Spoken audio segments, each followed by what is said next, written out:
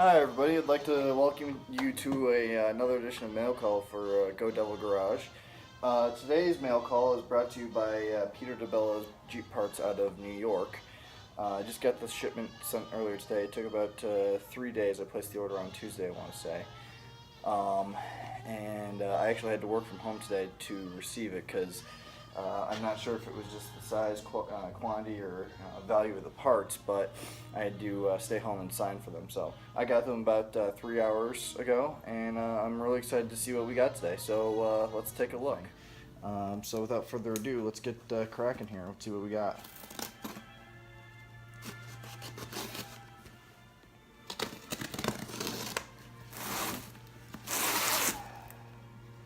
So I ordered most of my parts from either G503 Ron Fitzpatrick and Peter Debella. Now, I've had a lot of experience ordering from Ron over the couple of years, restoring, getting parts for this Jeep and the last Jeep which I sold. Peter Debella's site I found online while shopping around for parts, looking at different vendors, and I was impressed with what he had to offer. He has somewhat of a large variety of parts available in his catalog. So let's see what exactly we can expect. So first off the bat is the rubber seal set for the gas tank well. I'm not really got any experience with these. I see it's got instructions, so I'm going to definitely need those, but let's see how those turn out. Lots of packing peanuts. I'm not a huge fan of those, just because of the mess they make, but what are you going to do? And we got a Willys marked fan belt. Now, needed? Not really, but I'm trying, again, with this project, I'm trying to get all the as many parts as I can to be as correct and complete as I can. So I figured, for the $10 or so it was, why not? Plus while I have the engine unmounted, I wanted to, get it while I still could. Okay, so here we have the cable for the radio suppression box. This was missing on my Jeep when I bought it, and when I first started doing research on what sort of parts I would need, what sort of work the Jeep would need, this was one of the first things right away I noticed was missing and that I would need. So I'm actually very excited to get this. And when I spoke with Pete on the phone, he confirmed that getting this and his radio box would actually be the whole complete package. Really don't want to make a mess. It's a bit like surgery, trying to pull things out and at the same time keep things in.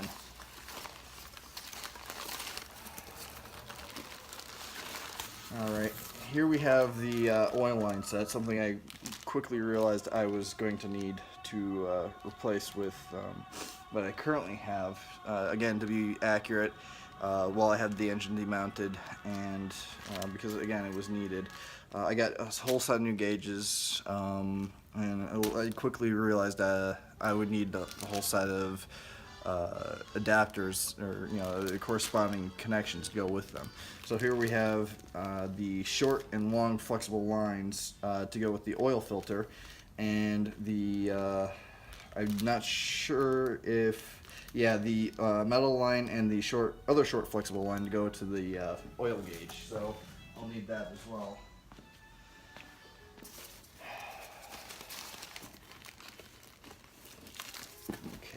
And here was something I didn't see on G503 Ron Fitzpatrick parts, was the complete bond set. Trying to wire mine exactly as original as possible. If you know Lou Ladwig of the International Flat Fender Club, I've recorded and saved a couple videos of him talking about how to properly wire your Jeep, how to get 6 volt to run like 12 volt. So a good set of bonding straps is exactly what the doctor ordered. I do admit I do have a little bit of trepidation in terms of getting these wired up correctly, but we'll cross that bridge when we get to it. Okay, here we have a mystery box. Okay, this is the fuel strainer assembly that I ordered. Unfortunately, most places I shopped around online, with the exception of Debella's, didn't really have this available, or only had certain parts, like only the bowl or a nut here or there. I was very grateful to find that Debella offered what he says is a complete assembly. But let's see how. Oh, okay. Now, if I'm not mistaken, I can't remember if the bowl is supposed to be painted or not, but it looks complete. Of course, missing the fuel lines, but I've got those on the way with another Fitzpatrick package coming due in tomorrow, actually. So be on the lookout for that, guys. But it does need the decal, which is not a problem.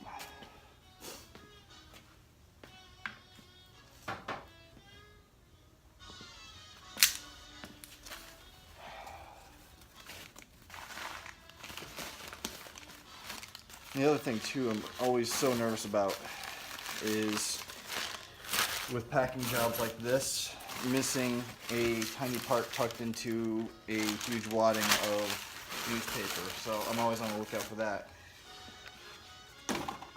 We've actually got a family story about, missing Christmas stocking that got caught up in the mess of wrapping paper and got tossed out. All right, what do we got here? Mystery box.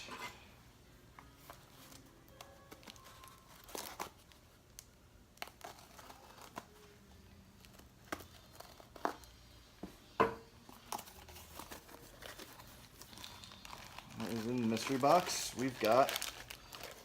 Oh, this is the oil can. I felt this is an important tool to have, and well, I just bought it because I'm going to need it eventually, and opportunity knocks, right?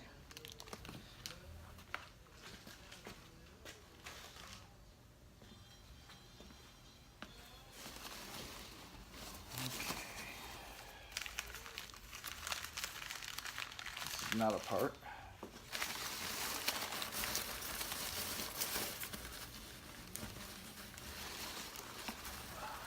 Oh, okay. Here we've got a cluster of parts. Some of it look new, old stock. We always love new, old stock.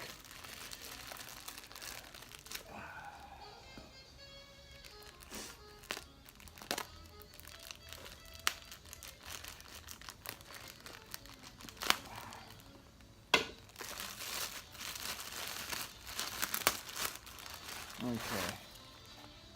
Starter switch assembly.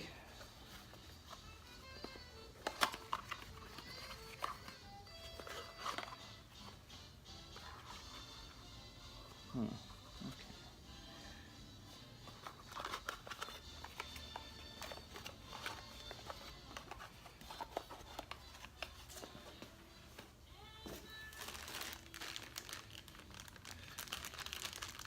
I'm pretty sure these are the two of the three parts that go along with the radio suppression. I want to say type 1 radio suppression that my Jeep should have. I believe this is the condenser that fits on the generator, and I think this is the other one that fits on the regulator. I'm not 100% certain on that, though. I might also not be remembering that correctly. I know one's on generator. I think the other one goes on the starter. I'll have to double check and check my research, but these are the two condensers that go on there, the two filters. Instrumental panel lights with the two bulbs, of course in 6 volt.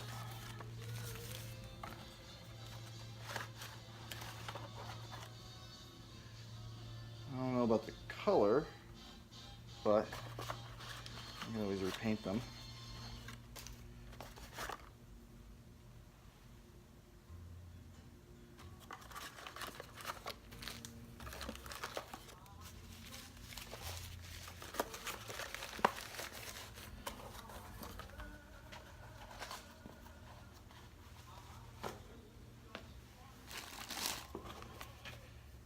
Okay, radiator pressure cap.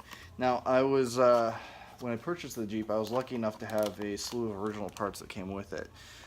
For example, I actually do own 4 of the 5 original gauges that go with it. However, they are in such disrepair that new ones need to be bought. That being said, I actually do have the original incorrect radiator for my Jeep, but the radiator cap was in pretty rough shape, so this one will replace it.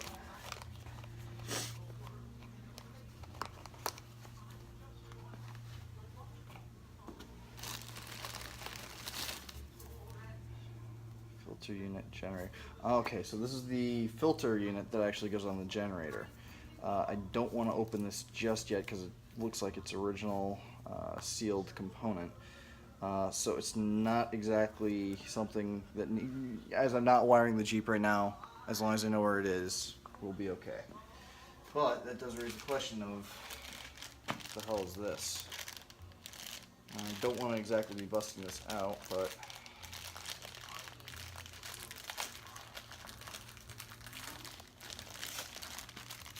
okay. So we've got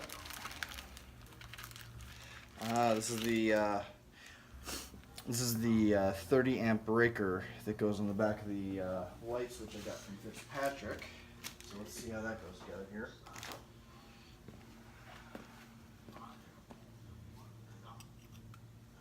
I'm assuming I connect it up like this or like this. I'm not 100% certain. I'm going to have to look this up and consult pictures. But that being said, anyone wants to lend me a hand, tell me outright, please tell me. I don't want to break this Jeep. I don't want to. With my previous rebuild, I had a lot of instances where I'd be working on something electrical with the Jeep, and I wouldn't disconnect the battery because, oh, hey, I'm just making one simple connection, and sooner than I know it, zap, I need new gauge or new battery or take your pick. All right. Here's the correct ignition switch for the MB. One cool thing I actually briefly considered this. Started 43 or so. They moved from having a keyed ignition to the keyless. When you be in combat, you lose the key. You can't have a Jeep now. So when they started switching over to keyless, one thing they started doing was actually filing out a tooth on the key, so when you insert it, it can't be pulled back out. So you would see some early original Jeeps that had the key ignition converted over to the keyless, which I thought was kind of neat. And when working on an early MB or GPW, that might be kind of cool to do if you choose to do that. While I was researching, I found that the 3 bolt tire carrier also had a locked spare tire, so that's what this is. I don't have a whole lot of experience with it, but well, cross that bridge when I get to it.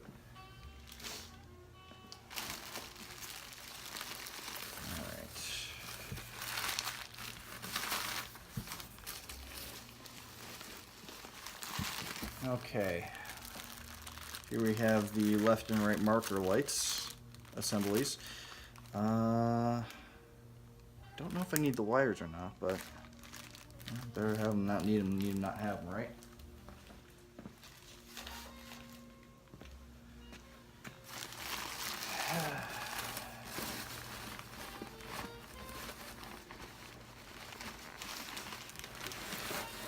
Okay, we got a big item in here. It's not terribly heavy though.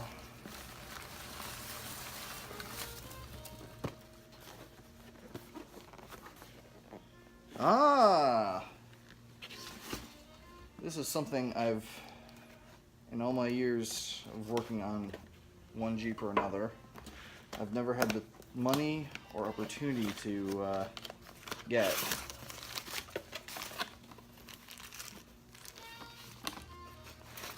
We've got a 6-volt Spartan horn. I know, kind of silly, but well, a lot of the events that I go to, amongst other things, require a working horn. And again, goal of the project to be as complete and original as possible. I'm going to need one of these. So I'm really excited to put this together and mount it when the time comes.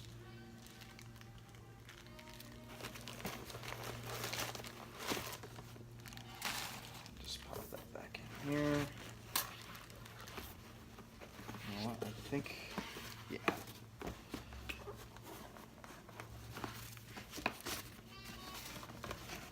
I'll just put these in here.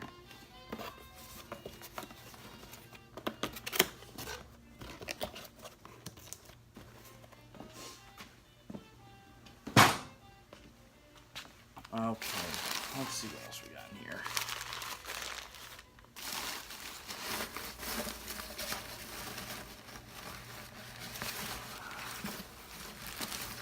Okay, here's the aforementioned radio suppression juncture box.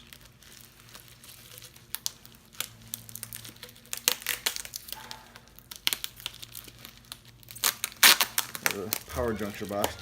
I want to say start of 43, early 43, the MBs started getting mounted with these juncture boxes in. And looks like a pretty good copy.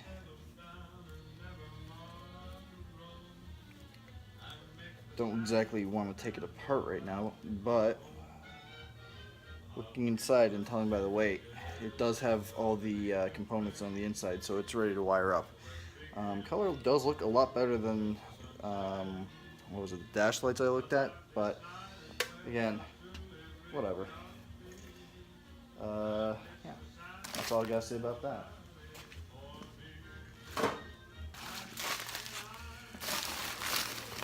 Let's see here.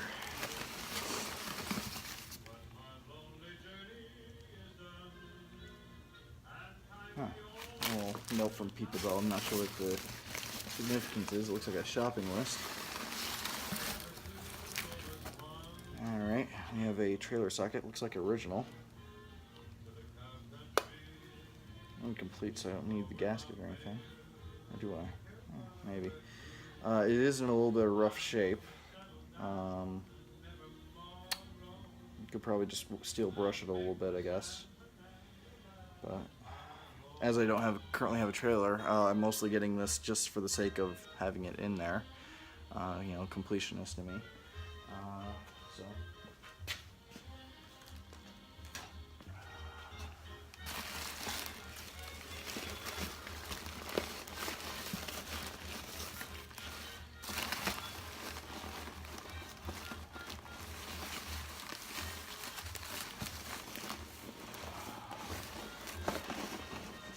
Really am not a fan of the packing job, but I think we have reached the end of this box.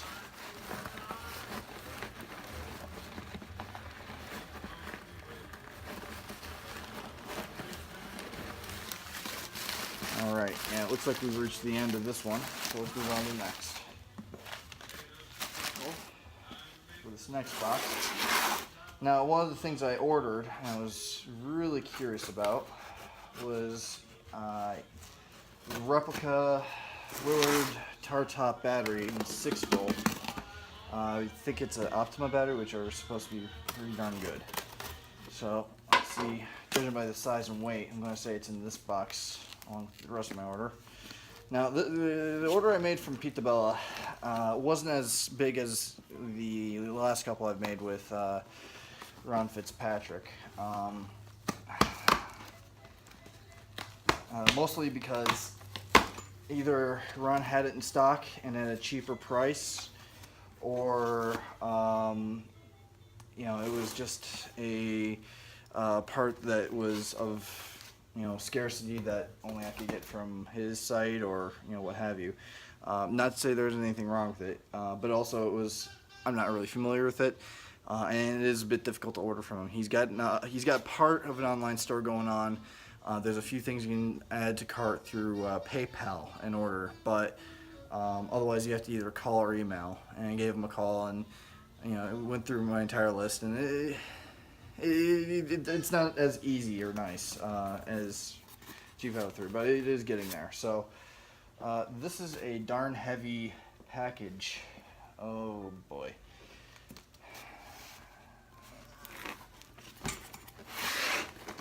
Assemble this thing, but you know what, let's open this other box first, because this thing's putting weight on my little table here. And the composite body, the ACM Type 2 body, some might call it. For those of you who may not know or understand the difference, that means that the MB switched over to the Ford style hat channels and body configuration. That doesn't work for me, unfortunately, because again, mine's what's considered an early MB and still has the Lily style hat channels and everything. You know, I worked with Ron. We tried to find, you know, some parts. He said he could custom order them. Unfortunately, that wouldn't work with my timetable. So I managed to find out that the parts were actually offered, supposedly built in the U.S. in-house from Debella. What am I doing? This goes back here. So in here, I don't want to slice my fingers open on this stuff. We have the MB style hat channels. They look pretty sharp, and I'm not just talking about the edges here. Maybe I am.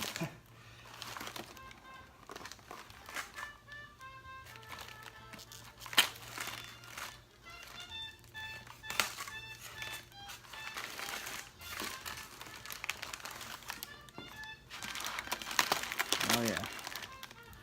These look pretty darn nice.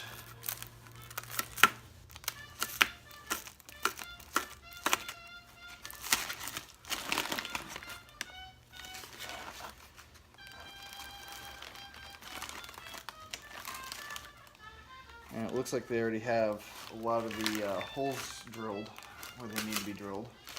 I'll take a look later on. I don't want to bore you guys just now with the details, but I will hold these up to what I've got right now and see how they compare in a little bit.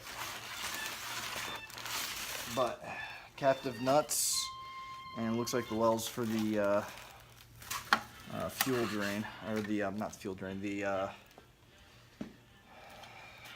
floor drains. There we go. That's the word I was looking for. You know, and I think the best way is going to be to flip it and lift. So let's do that. Oh, jeez. There we go. There, that wasn't such a chore now, was it, guys?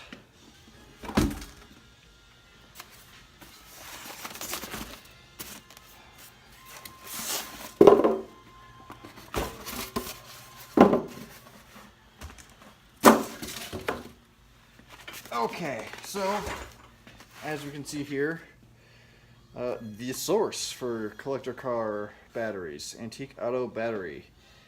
Let's take a look and see what we got.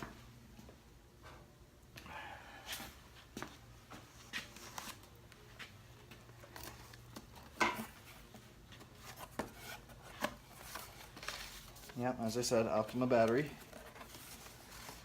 And there she is. I wanted to take a moment of my time to share with you guys the state of the project as it is now.